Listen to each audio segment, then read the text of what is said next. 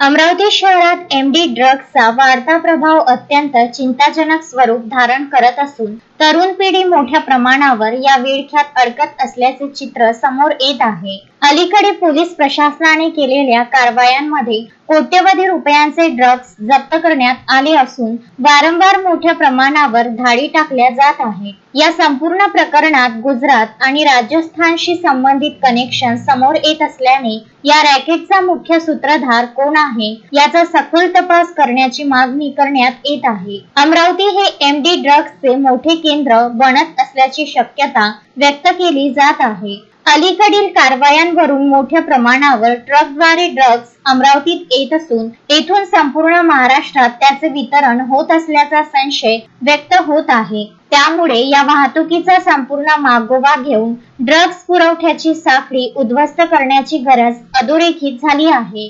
या संदर्भात विशेष पथक नेमून सखोल चौकशी करण्याची मागणी करण्यात आली आहे। तसेच केंद्र सरकार आणि राज्य सरकारच्या गृह विभागाने या प्रकरणात तात्काळ आणि कठोर कारवाई करावी अशी जोरदार मागणी करण्यात आली आहे। दरम्यान शहरातील वाढत्या ड्रग्स प्रकरणांमुळे नागरिकांमध्ये भीतीचे वातावरण निर्माण झाले असून प्रशासनाने लवकरात लवकर ठोस पावले उचलावीत अशी अपेक्षा व्यक्त केली जात आहे। धन्यवाद अध्यक्ष महोदय।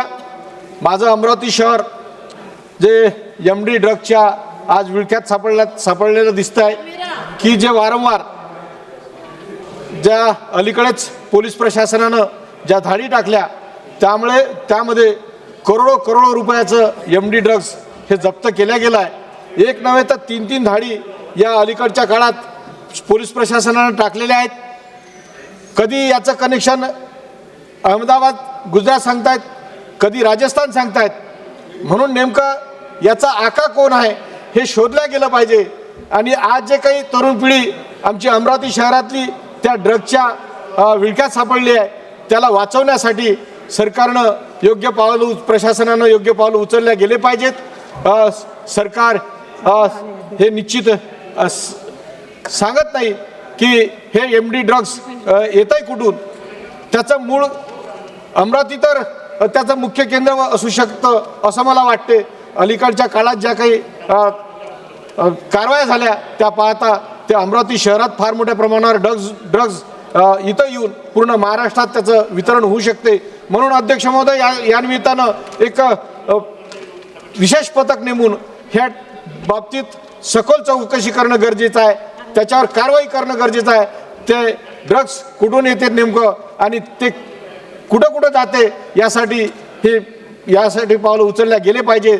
आणि ती जी काही ड्रग्सची आज अमरावतीत येत आहे त्याचं पालमुळे नष्ट केले पाहिजे अशी या निमित्तानं मी केंद्र सरकारच्या गृह खात्याला आणि राज्य सरकारच्या गृह खात्याला विनंती करतो। धन्यवाद अध्यक्ष महोदय।